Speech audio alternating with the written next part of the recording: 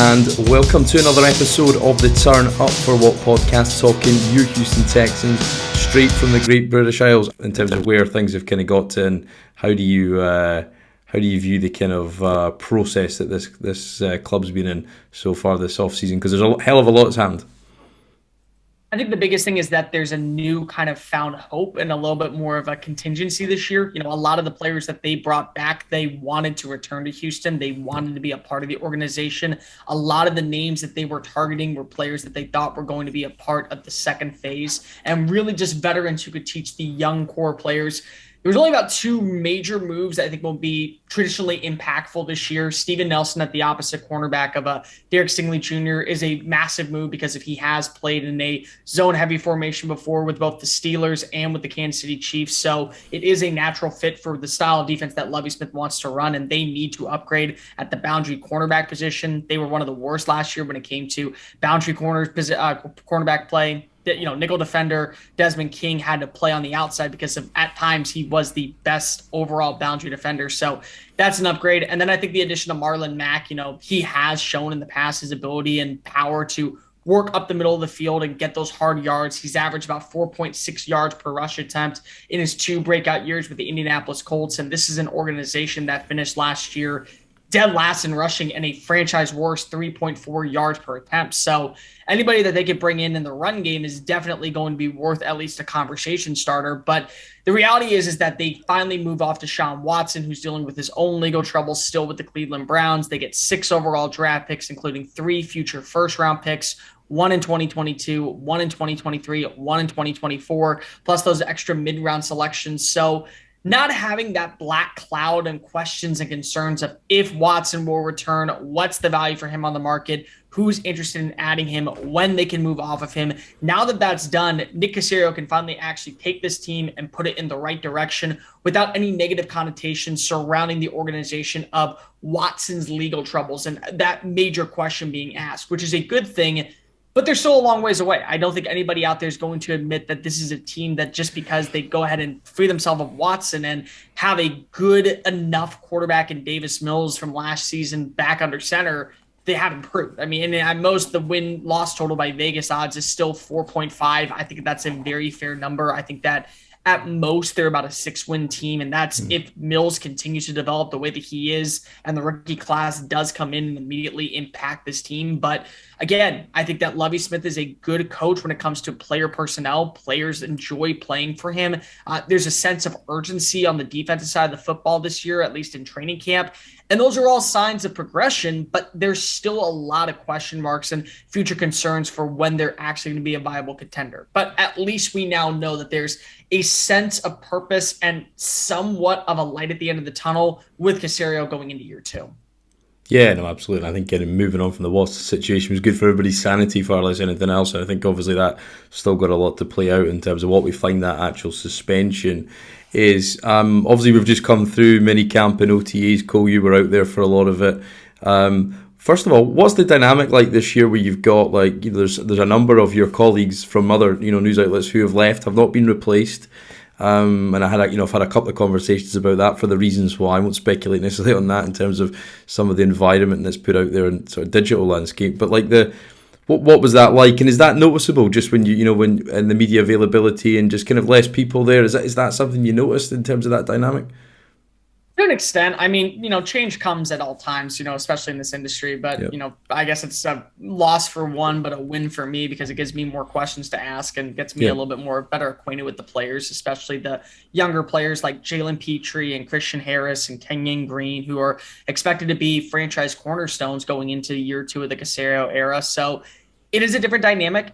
You do see less people, but it does allow you to have more opportunities to build a connection with these players. And ultimately, the better connection you can build with these players, the more trust that they can get in you, and the more, that you can actually know what they are about. You can get better questions, you can get better quotes, and probably the best thing of all is you can get more stories and a better sense and a better quality piece that you write every single week that draws the attention to the reader, and it makes you want to keep coming back for more. Which, again, by the time training camp comes, I can already tell you that there has been replacements made at the Chronicle. Right. There have been replacements made at ESPN. There have been conversations of a few more, media outlets coming on this year. So it's going to be at least somewhat of a different feel because it's new faces, but the same organizations are still going to be there. The same questions are still going to be asked. The same people that you expect to have the hard-hitting evidence are still going to be coming with them. I'm, myself included, not going to back down on asking difficult questions to players, and that's kind of the norm, and especially when you are going into a second phase where you're trying to figure out the direction and purpose of an organization. And that's really where the Texans are right now, is finding its identity, finding its rhythm, finding what path they're going into with Lovie Smith, with this young core, with these foundational pieces in place, and with a young rookie class that has been highly praised by multiple media outlets for the way that they drafted and also the way that they made trades for their focal players, which is a massive deal for Nick Caserio, because he said going into the entire draft process, we have 11 picks. Don't expect us to finish with 11 picks. And he didn't. And a lot of the trades that he made were trades back to get picks later on, to trade forward to get his players. And when they're his players, it's his team built in his image, which is exactly what the Texans want going into year two. Yeah, no, I think so. And I think hopefully this kind of new transition to this era of a bit more professionalism kind of in some way, kind of bridges that gap, I think, between there's definitely in that kind of interesting relationship, shall we say, with some kind of sections of the fan base in the media and that kind of all perception of media, and that's only an output of just how terrible things have been right for the last couple of years. And it's been, when there's not a lot of good to report about it, it makes it difficult. But it certainly feels like it's taken a step forward. Obviously that'll be determined wholly by game time comes. But when you were out there at minicamp and OTAs, was there anybody caught your eye that you didn't expect? Was there anybody that you thought, okay, keep an eye on that guy this year? I thought the one that was really intriguing was Christian Harris at linebacker. He still is developing into a linebacker. When he was getting recruited by Alabama and by Michigan and by Georgia, they actually looked at him as a safety. And he was one of the top safeties in the state of Louisiana. I think he graded out in 24/7 Sports as the number 4 overall defensive player and the number 2 safety prospect class. But when he got to Tuscaloosa, Nick Saban said, we want to play you as our space linebacker. And so he is still learning the position as, on the fly. He's put up back-to-back years of 70-plus tackles as the number 2 linebacker for the Alabama Crimson Tide. But he's come into Houston and he's actually seen a lot of first-team reps. Now, partially that's due to Kamu Grugier-Hill missing time due to the offseason shoulder surgery that he had, but he's worked both at Will and Sam linebacker with the first team unit. Garrett Wallow is another name that has really stepped up. And Nick Caserio actually gave a lot of praise to Garrett during the offseason, saying that he has been the most improved defensive player, and for good reason why. There's been opportunities for him in the last 2 years. Last season against the Indianapolis Colts, he actually finished with a team high in tackles with, I believe, 11, if I wasn't mistaken. So, he's made the strides necessary. Jacksonville Jaguars, my bad. But he's made the strides necessary to take that next step as a 5th-round linebacker to maybe even fight his way into a situational starting role. And Jalen Petrie, the safety out of Baylor, is the name that I think most people have heard because of his ability to play in coverage. But I was very intrigued because of when Matt Rule left Baylor, they switched the defensive formation underneath Dave Aranda, and they actually played him as more of a star linebacker position. So he actually was more so playing in a zone-based big nickel type role, and was not playing on the back end. But throughout the entire pre-draft process, when he was down in Mobile working with the New York Jets, they actually played him in a zone-heavy 2 safety set backfield. So as basically a cover 4 set. And he made a lot of plays on the ball. And since coming to Houston, he's had that same knack. He's looked to be the best safety of anyone in the bunch. He's gotten first-team reps, and I actually do believe that he is going to be one of the only players from this draft class right now that you can pencil in as a week 1 starter because of how much he has come out. He's balled. He has showed progression. And, Lovie Smith has said that there have been very few players who have made such an impactful role this early on in OTAs and in training camp in his career than what Jalen Petrie has done. So I would expect him to really find out where he fits, whether that be at free safety or strong safety next year. But I would expect him to be a starter at this point. And through OTAs right now, he has clearly looked to be the number one rookie in this class. Yeah, it's interesting. You're talking about is it free or strong, and obviously, there's certain observations you can and can't put out from what you do see, unless you want a quick email from the PR department. But I think the if he could play free safety, I think he could be the potential to be something more than anybody could have ever hoped for or evaluated or projected at the top of the second round. I think when you watch his tape in college at Baylor, as you said, he just does so much that it's quite rare because he was so much put on his plate in that defense. So yeah, no, it's good to hear that certainly even without the first kind of couple of guys, that there is potentially value in starter and quality contributions potentially coming this way. This year. I think what's interesting in that we haven't really brought up is he's also Big 12 Defensive Player of the Year as a defensive back. You don't usually see that. You see that happen with pass rushers, and you see that happen with linebackers getting 185 tackles. And this is a guy that led the Big 12 in tackles for losses, and he's a reliable tackler. And that's something that Lovie Smith has preached from the get-go. If you are going to play defense, you have got to tackle. And that was a missing element last year, I think, in the secondary. So, I actually had a first-round grade on him. I thought that everything on his tape screamed that he was a Buda Baker type clone. And if you could have a Buda Baker type, and that's actually a player that he looked after. Another one was Tyrann Mathieu. These kind of slot defenders that can play safety on the back end, but also come down in the box and go up against man coverage, against slot receivers and tight ends.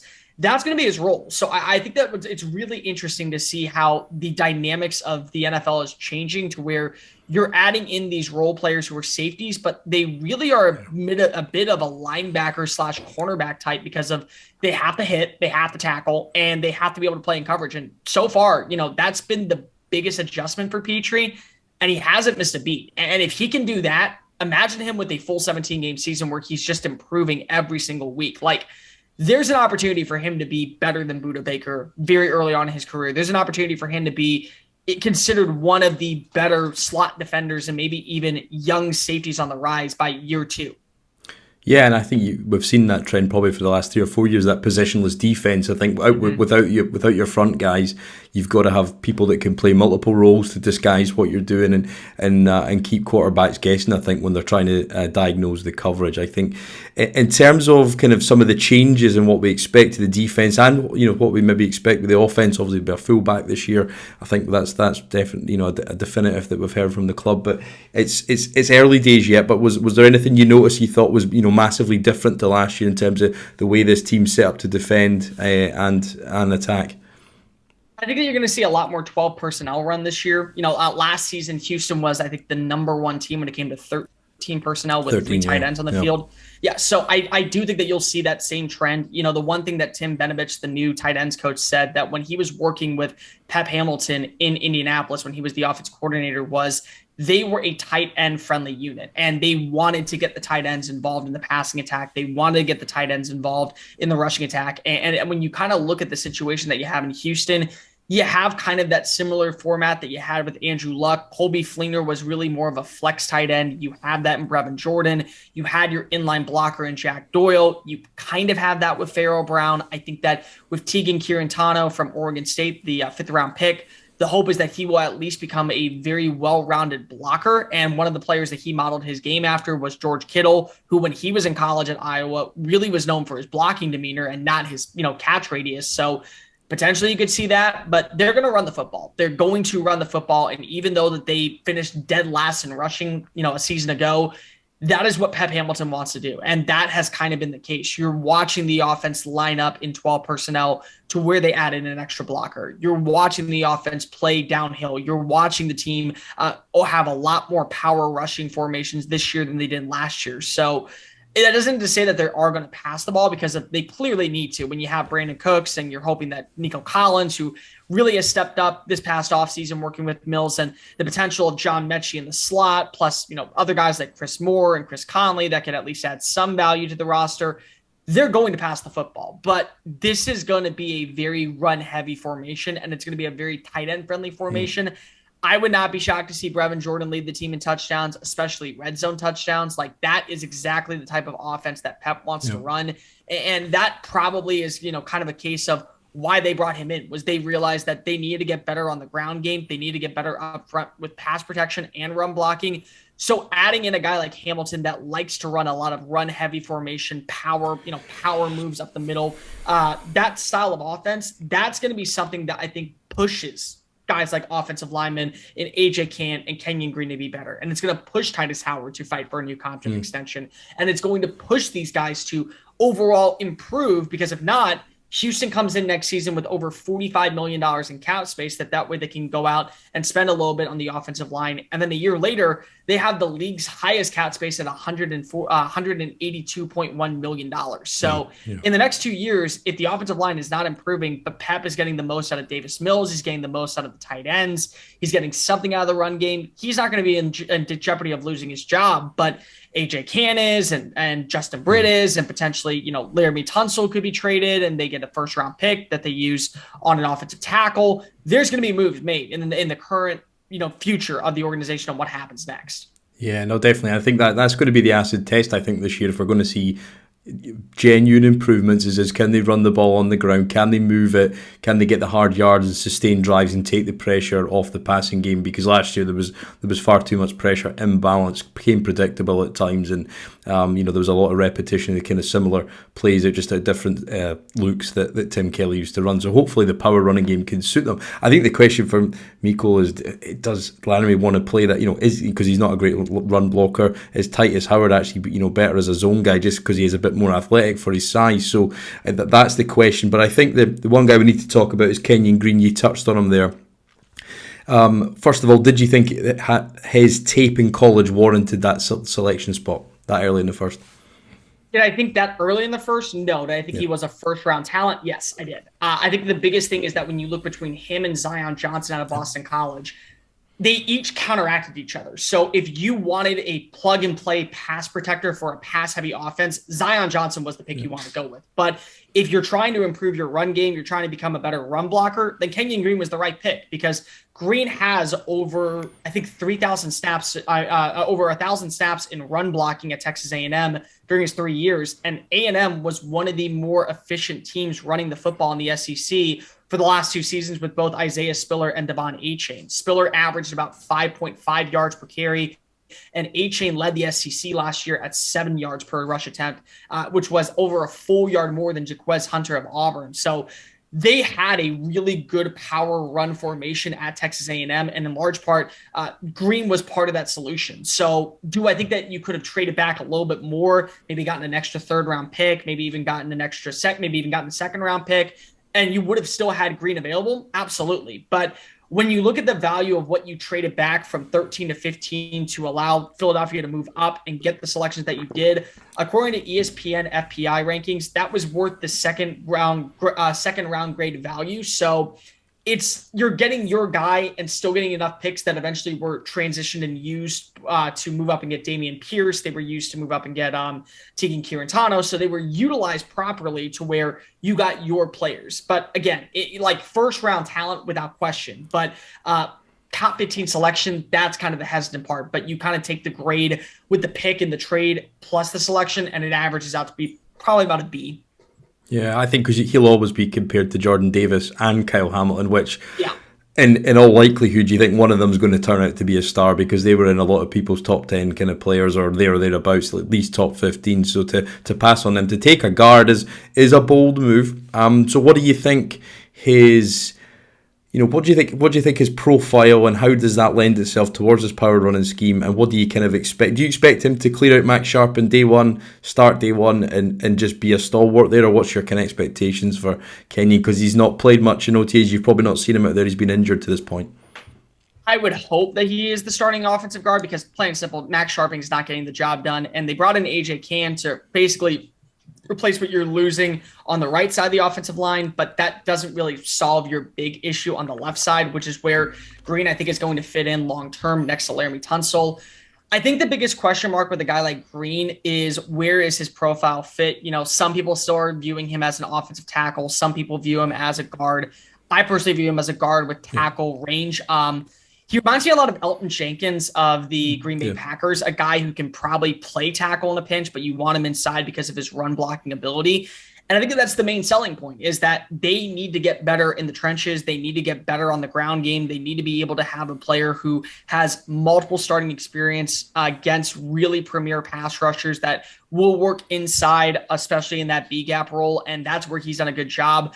But there's a lot of questions right now. And for an organization that still is going through a retooling, rebuilding, whatever the heck you want to call it, Caserio is not going to rush anybody. And that's kind of been the stalemate for Derek Stingley comps. There's been kind of the stalemate for any single player that has been really adapting. John Mechie's like the biggest name that people keep bringing up in conversation. When is he going to start?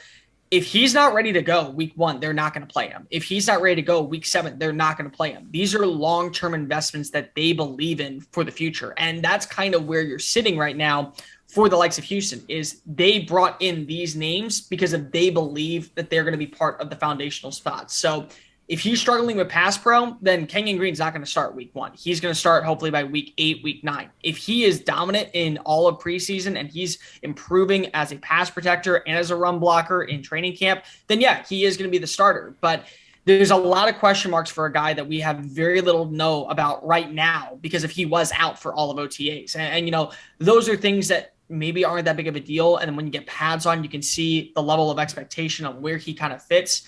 But it's very hard to pinpoint, say, will he be a starter week 1 until further notice. So The goal is, I think, to get him to start. But the expectation is if he can be the starter by midseason and replace Max Sharping, when the team is trying to figure out what happens next, who are some players that we're looking to extend, who are some players that we're looking to cut after this year, who are some names that we think could be part of the long term. That's the ultimate goal, I think, for Houston, is just get him on the field by midseason to see where he needs to improve and where he has improved from the start of training camp to now.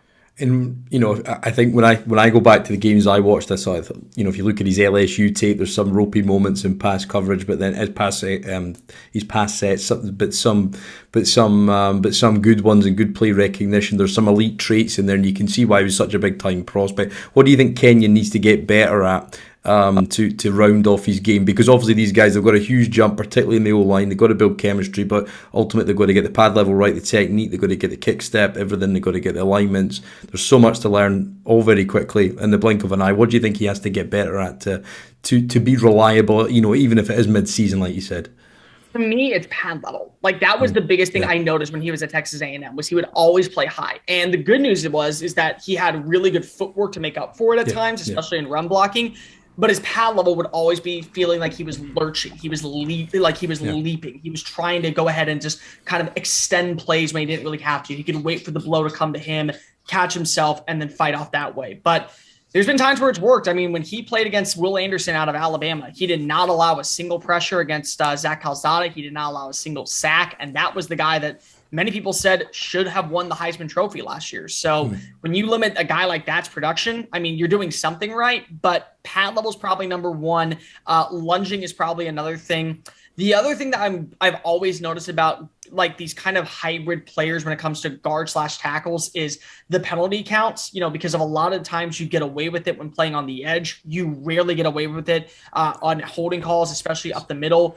Connor Williams is a really good example coming out of Texas. He was slated by many to be a really stable offensive lineman, and he's led the Dallas Cowboys in penalties all 4 years that he was there. So, I mean, like, he's improved as a pass protector, but there's still the knack of, hey, we have a lot of flaws when it comes to our pass protection set because of you're giving up 12 to 13 penalties a season. So those are drives that end with plays that are supposed to be going for 15 yards downfield or 15 yards coming back. I think that's going to be something to watch for, but pad level is the number one thing I worry about with Kenyon Green. I think that he has got to get better with his overall shoulders. His hand placement is decent, but again, when you reach up here and higher up on the shoulder blade, it allows it to become easier for a defensive lineman to swat and swim and work upfield. And if your footwork and your speed isn't matched on the same level, you're not going to be able to recover in time. Yeah, no, I think so. Yeah, I think there's a chance for him to start. You just got to hope the injury issues clear up, and for God's sake, please keep him at one position and don't move him around. We've had enough of that with Titus Howard. If he's left guard, I think he's had enough of that too, man. I mean, like the dude played 4 different spots at Texas A&M last year, and he found success at all. But it's just like, it was hard for scout. Like, and part of the reason I think scouts are saying, oh, well, he could be a swing tackle option is because, well, he played tackle in college, and it's like, well, he was an All-American guard. how about we keep the All-American guard at a guard position? Let's just do that, and let's see how it works out before we go ahead and make some changes. Well, that was it, because I remember the previous year when we signed McCollum and is it Ryan Green, or the guy we released a couple of times? It was Carson Green. Carson Green, yeah, I remember going to watch them then, and I thought, yeah, Kenyon Green is the best player on that line. He's meant to be the big pick. So it's funny how your perception changes in a year when the focus is on for your team. You're going to pick him in a little bit. But Cole, what's your kind of expectations for this team this year? Have you got a kind of storyline you think? I suppose it's probably Davis, isn't it, in terms of what changes for this team, but have you got something you think that we've got to pay attention to, or what you're looking forward to about this season as well? I think chemistry is the biggest thing, because again, Mills shined last year in his final 5 starts. I think that everyone out there would admit that with the personnel that he was working with the offensive line that he had, with the play design by Tim Kelly, he was the best rookie quarterback down the stretch. I don't think anybody is going to argue that when you finish with a 104.5 passer rating and a 9-2 touchdown interception ratio with a completion percentage of near 70% and getting two big wins, one of which was against the Los Angeles Chargers that ultimately kept them out of the playoffs. But this is a 3rd-round pick. I mean, this is a 3rd-round pick who we barely saw play in college. He had 11 games and was, during a COVID-19 year, very limited. So there's a lot that is still unknown about him. And it's a very good draft class to get a quarterback next year. So he's going to be underneath the microscope. He's going to be underneath the scrutiny, because when you can get an opportunity with 2 first-round picks to land a guy like CJ Stroud, who some are saying is the best quarterback prospect not named Trevor Lawrence in the last 5 years, and then Bryce Young coming off of a Heisman Trophy season, and other names like Will Levis and Tyler Van Dyke and even Hendon Hooker and KJ Jefferson and all these other, smaller school players that at least maybe give you that same potential what you have with the likes of Davis Mills. They're going to be under the scrutiny. So it's the chemistry with Brandon Cooks. It's how he builds a repertoire with Nico Collins. It's, will John Mechie come back, and will they be a 1-2 combination? The trend is, as of late, draft a wide receiver from a college or a quarterback from a college and get their counterpart the season later. So, you add in Mechie. Does that mean Bryce Young is in the waiting wings for Houston? I don't think anybody should expect Mills to be the savior and bring this team to a 9-10 win season, but if he gets 6 wins and if he's able to throw for, say, 3,200 passing yards and a touchdown to interception ratio of 25-8 to 25, 27-9, is that enough for Caserio to say, we think that even though we're picking in the top 3, you were not the problem? And that's kind of where you have to dissect this Texans organization is Mills improving with his decision-making? Is he improving with his vision? Is he improving with his accuracy, with his timing, with the mental aspect of reps? Are those things that are happening on the field translating to his production? And is that going to make him at least a viable candidate for at least another season? Because keep in mind, if Houston finds enough success with Mills and they realize we still need to get a better pass rush, we still need to fix our secondary, we still need to fix our offensive line, they could pass on a quarterback in next year's draft, or draft a guy, say, in round 3 or round 4, like a Devin Leary, or maybe a Hendon Hooker out of Tennessee. And then a year from now, be in line to draft Caleb Williams or Quinn Ewers from Texas and USC, respectively. And those are 2 quarterbacks that I think a lot of people are hyping up as well, for good reason and good morals. Plus, you have no idea if anyone's going to get injured this year. Could, like a CJ Stroud, suffer a torn ACL very early on, knock on wood, but then come back in 2024. And then you realize, okay, we can wait another season and then have a roster ready to contend right away when he arrives. So there's a lot of moving parts when it comes to that, but you're only as strong as your quarterback. I think that's given in the likes of the NFL as of now. And the AFC is loaded at quarterback. I mean, Mills arguably is still the worst quarterback in the AFC. And that's saying something, because of he had a really good season last year. But, you could make the argument that Mac Jones is bottom 5. You can make an argument that Tua is bottom 5, even though he has a winning record. Zach Wilson's bottom 5. Trevor Lawrence is bottom 5. And it's not that they're bad quarterbacks. It's that look at the quarterbacks ahead of them, and Josh Allen and Patrick Mahomes and Justin Herbert and Joe Burrow and Lamar Jackson and Deshaun Watson and Derek Carr and all these other names. If you're not in the top 7 of your quarterback class, you're always looking to upgrade. And that is going to be something that Houston is going to consider. So it is a Davis Mills storyline this year. I think that at best, this is a 7-win team. I think that you're probably looking at them more so at picking with 5 wins. I would set the over under at 5 in my personal opinion.